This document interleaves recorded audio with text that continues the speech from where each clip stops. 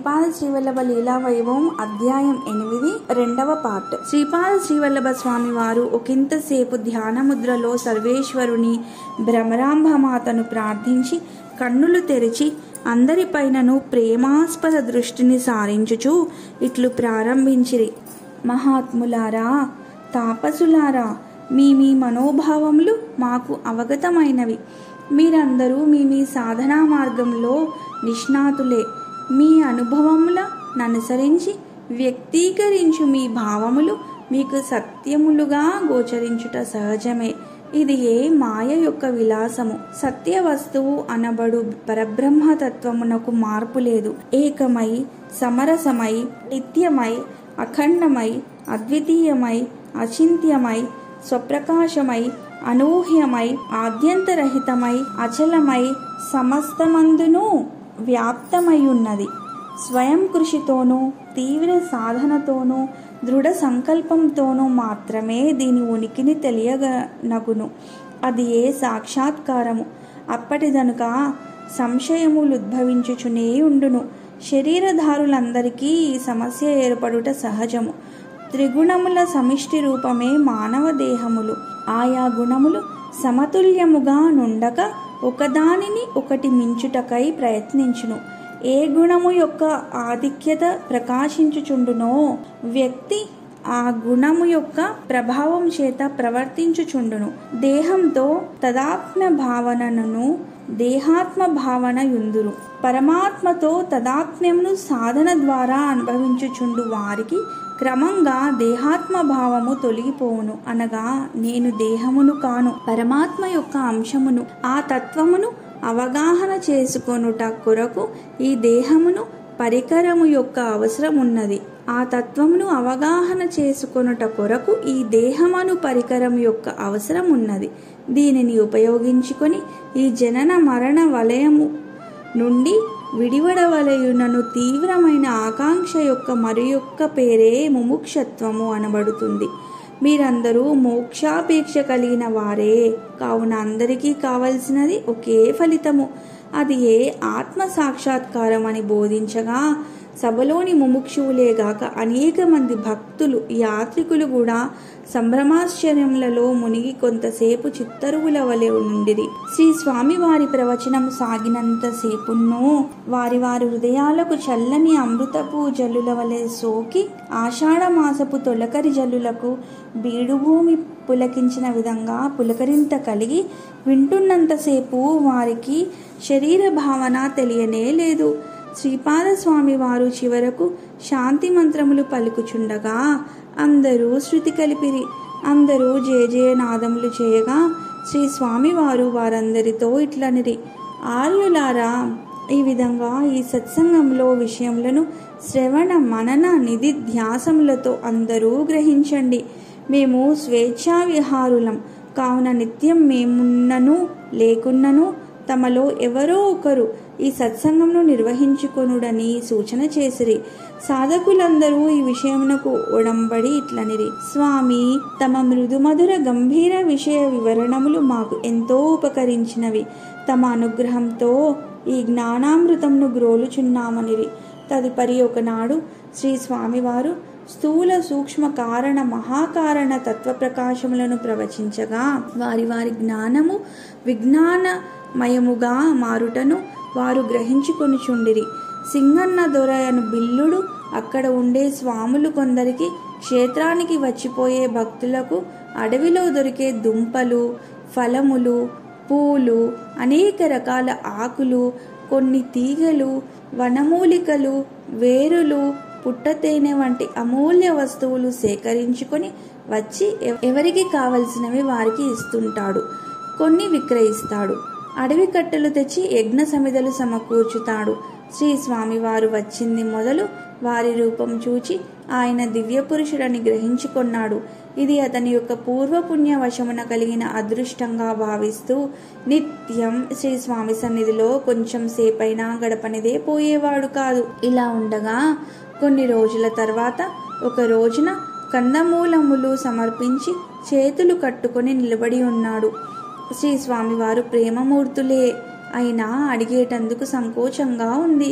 అందుకని అట్లే నిలబడి ఉండగా శ్రీ స్వామివారే స్వయంగా పలకరించి, ఏమీ సింగన్న దొరా, ఏదో ఆలోచించుకొనుచున్నావు అంటూ ప్రశ్నించేసరికి సింగన్న తడబడ్డాడు.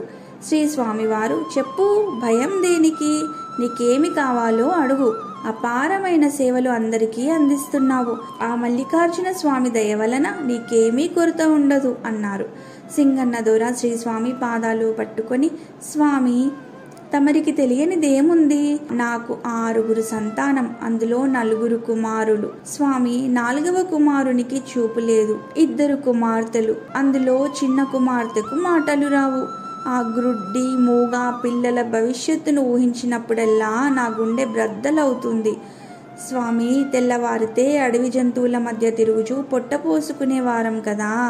తమరు చెప్పే వేదాంత జ్ఞాన బోధలు వింటుంటే ఈ శరీరాలు ఎవరికీ శాశ్వతం కాదని తెలుస్తూనే ఉంది. అవివేకులము, మోటు మనుషులం.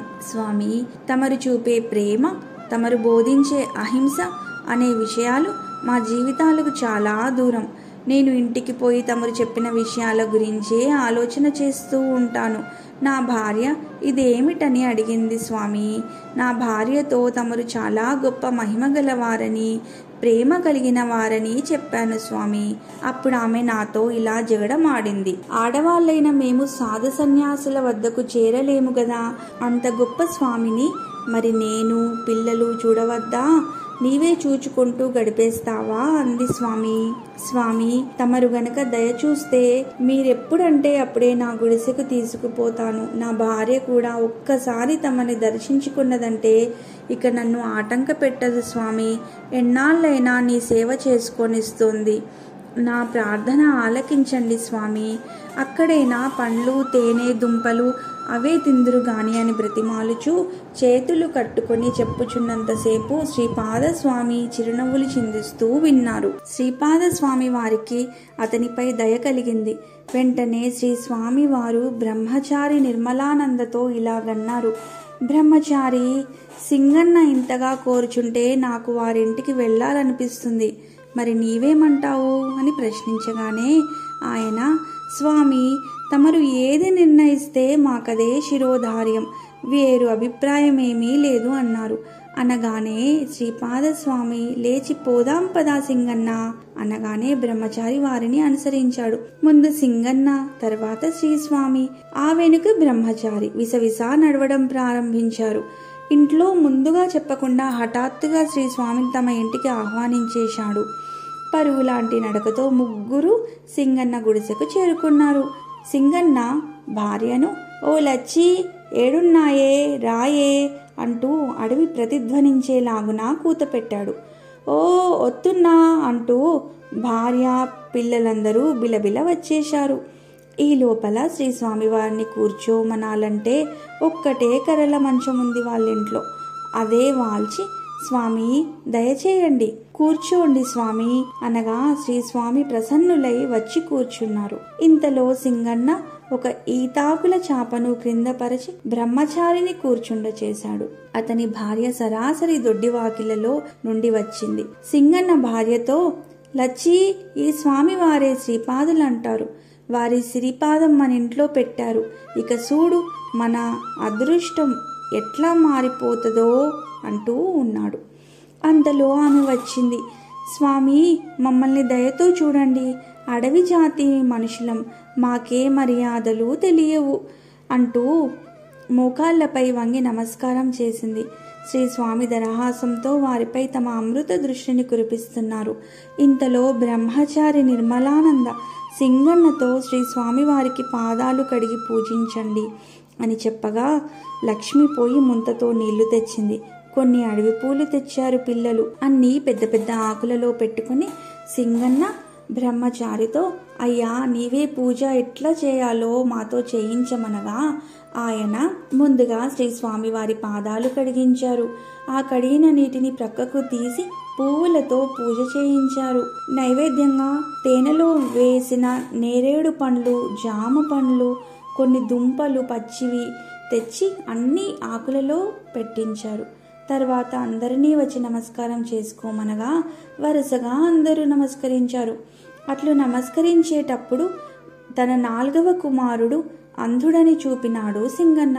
స్వామివారి పాదాలకు నమస్కరించుటకై అతడు వంగి శ్రీ స్వామి పాదాలు స్పృశించి కన్నులకు ఆ చేతులను అద్దుకునగానే అతనికి చూపు కనిపించడం అందరినీ ఆశ్చర్యచకితులను చేసింది. తర్వాత సింగన్న తన మూగ కుమార్తెను తీసుకొచ్చి శ్రీ స్వామివారికి మొక్కించాడు. నివేదన చేసిన ఫలంలో నుండి ఒక నేరేడు పండు తీసి శ్రీ స్వామివారే ఆ ప్రసాదం ఆ పిల్ల చేతుల్లో ఉంచి తిని రుచి చెప్పు అన్నారు. ఆ పిల్ల ఆ పండును తిని ఇది తీయంగా ఉంది అని మాట్లాడుచూ తెలిపేసరికి ఆ భార్యాభర్తల ఆనందానికి హద్దులే లేవు. బ్రహ్మచారి యొక్క ఆశ్చర్యానికి ఆనందానికి కూడా అవధుల్లేవు. ఇంతటి మహిమాపూర్ణమైన స్వామివారి సహచర్యం ఎన్ని జన్మల పుణ్యం వలననో కానీ లభించదు అనుకుంటూ ఆ మాటను పైకనేశాడు. వెంటనే శ్రీ స్వామివారు, నిర్మలానంద, విన్నవి చూచినవి ఏవైనా నేను ఈ ప్రాంతంలో ఉన్నంత వరకు ఎవరికీ బహిర్గతం చేయవద్దు అంటూ ఆజ్ఞాపించారు. అట్లే నడుచుకుంటామని అందరూ తలలూపారు.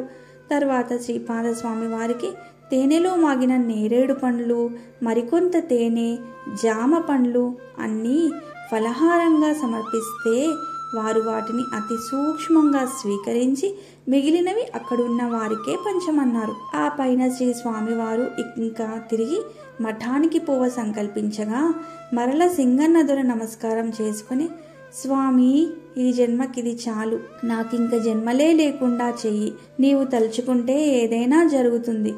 స్వామి, నీవు సాక్షాత్తుగా శ్రీశైలమల్లన్నవే అంటూ నమస్కరిస్తూ ఉంటే అతని పూర్వజన్మలన్నీ శ్రీ స్వామివారి మనోదృష్టిలో ఒక్కసారిగా గోచరించినవి. అతడు ఒకానొక జన్మలో వేదాంగములు చదివిన గొప్ప పండితుడు, అధ్యాపకుడు.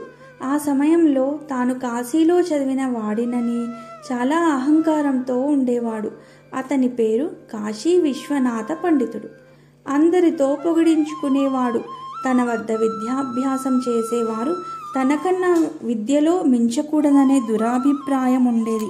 ఏ గురువులైనా తన విద్యార్థి గొప్పవాడుగా కావాలని, అప్పుడే గురువుకు పేరు ప్రఖ్యాతలు రావాలని విశాల హృదయంతో విద్య నేర్పించాలి. అట్లు కాక అందుకు వ్యతిరేకంగా కుచిత బుద్ధితో ఉండే అధ్యాపకునికి మరుసటి జన్మలో విద్యయందు మక్కువ ఉండదు. అందువలన ఇతడు తర్వాతి జన్మలో క్షత్రియుడైనాడు. గోవర్ధన వర్మయను పేరున దక్షిణాదిలోని మధురై నగరానికి రాజైనాడు. కానీ రాజోచితంగా దైవ కార్యాలలో పాల్గొన్నప్పుడు విరివిగా ద్రవ్యం ఖర్చు చేయలేక పిసినారిగా ఉన్నందున తర్వాతి జన్మలో కళింగపట్నంలో సోమదత్తుడను వైశ్యుడుగా పుట్టాడు. ఆ జన్మలో కూడా వైశ్యజాతి లక్షణాలను పొంది దాన ధర్మాలు చేయకుండా కాయా కష్టం మీద మక్కువ చూపుచూ అందరికీ అదే బోధించేవాడు. కావున తదుపరి జన్మలో తిరువనంతపురంలో ఒక రైతు ఇంట్లో నారాయణ అనే పేరుతో పుట్టాడు. ఆ జన్మలో వృత్తి యందు నిమగ్నం కాకుండా రోజంతా చేపలు పట్టడం, ఆనందించడం వలన తర్వాతి జన్మలో కాశీక్షేత్రంలో శివుడు అను పేరున జాలరిగా పుట్టాడు. అందరినీ పడవలో ఎక్కించి గంగలో త్రిప్పుచూ ద్రవ్యం ఇచ్చినది తృప్తితో తీసుకోకుండా ఇంకా ఇమ్మని పీడించేవాడు. సాధువులను కూడా ద్రవ్యం ఇవ్వమనేవాడు. ఆ కారణంగా తదుపరి జన్మలో వింధ్యాచల అడవులలో రావణ నామధేయంతో కిరాతుడై అనగా బోయవాడుగా జన్మించాడు. జంతువులను చంపి తింటూ ఉన్నా కూడా గత జన్మలో కాశీవాసం వలన ఆ జన్మలో అడవిలో దారి నడిచే వారికి సేవలు చేసేవాడు, దారి చూపేవాడు. దుష్టబుద్ధి లేదు. ఆ కారణంగా ఇప్పుడు శ్రీశైలంలో బిల్లుడై పుట్టి ఇంత సద్బుద్ధితో నడుచుకుంటున్నాడు. ఇతనికి మరి ఒక హీన జన్మ ఎత్తవలసిన అవసరం ఉంది. ఇదంతా శ్రీ స్వామివారి మనోదృష్టికి గోచరించింది. అందువలన ముక్తి ప్రసక్తే లేదు. శ్రీ స్వామి ఇవన్నీ దివ్య దృష్టితో చూచినారు. కావున పైకి, సింగన్న, నీవు చాలా అదృష్టవంతుడవు. 6 జన్మల నుండి పుణ్యక్షేత్రాలలోనే జన్మిస్తున్నావు, నివసిస్తున్నావు. సద్గురు భక్తి లభించింది. ముందు వచ్చే 2 జన్మల్లో కూడా నా దర్శనం నీకు లభిస్తుంది. అప్పుడు ముక్తి సంగతి ఆలోచించుదాము అని చెప్పి ఆశీర్వదించగానే అతడు సంతోషంతో స్వామి, మీ అనుగ్రహం నాకుంటుందన్నారు, అది చాలు నాకు, ఎన్ని జన్మలైనా ఎత్తుతాను అంటుంటే అందరూ నవ్వుకొన్నారు. మీ జీవితంలో ఏమీ లోటు రాదు అని వారిని ఆశీర్వదించి శ్రీ స్వామివారు బయలుదేరి మఠానికి చేరుకున్నారు. నిర్మలానంద మనస్సులో ఈ సింగన్నకే మళ్లీ జన్మలో దర్శనం ఉందన్నారు, మరి నా సంగతేమిటో, నాకు కూడా ఆ విధంగా దీవిస్తే స్వామి నేను ధన్యుడనే అని తలంచాడు అని శ్రీ బాబాగారు చెప్పగానే మాకందరికీ అనగా వినేవారికందరికీ శ్రీగురు చరిత్రలో 7 గీతలు దాటి 7 జన్మల విశేషాలు వివరించిన దళితుని కథ అర్థమైపోయింది. కానీ ఒక సందేహం వచ్చింది. ఇంకా ఆలస్యం ఎందుకు? నేను ఉత్సాహంగా, బాబాగారండి, కోపగించకుండా నా ప్రశ్నకు సమాధానం చెప్పండి. శ్రీ నరసింహ సరస్వతి స్వామివారు భస్మం చల్లి వేదాలు పలికించిన దళితుడేగా ఇతడు. అతనిని శ్రీగురుడు ఈ జన్మలో కాదు, నీవు నిత్యం పాపనాశ తీర్థంలో స్నానం చేసి పరిశుద్ధుడై ముందు జన్మలో శుద్ధ బ్రాహ్మణుడై పుడతావులే అని దీవిస్తారు కదా. మరి ఆ తర్వాత ఏ అవతారంలో సేవకుడైనాడు అనేది అర్థం కావడం లేదు. దయతో సద్గురుని సేవాఫలం వృధా పోదన్న విషయాన్ని కాస్త వివరించండి అని ప్రార్థించగా బాబాగారు ఒక్కసారి పకపక నవ్వి, ఇదంతా అర్థమైంది, అదెందుకు అర్థం కాదు? శ్రీ సాయిబాబా నానా సాహెబ్ చందోర్కర్తో నీది నాది 3 జన్మల బంధం అని చెప్పారు కదా, అతడే ఇతడు అన్నారు. అందరం ఆశ్చర్యం, ఆనందం ఉప్పొంగగా శ్రీపాద శ్రీవల్లభులకు జయ జయ నాదములు చేసినాము.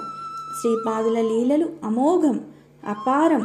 ఆ దేవుని నామం తలిచినా చాలు, మనలను ఆయన వదలకుండా జన్మ జన్మాంతరాలు కాపాడి సన్నిధానం ఇస్తాడన్నది అక్షర సత్యం. శ్రీపాద శ్రీవల్లభ లీలా వైభవము 8వ అధ్యాయం సమాప్తం.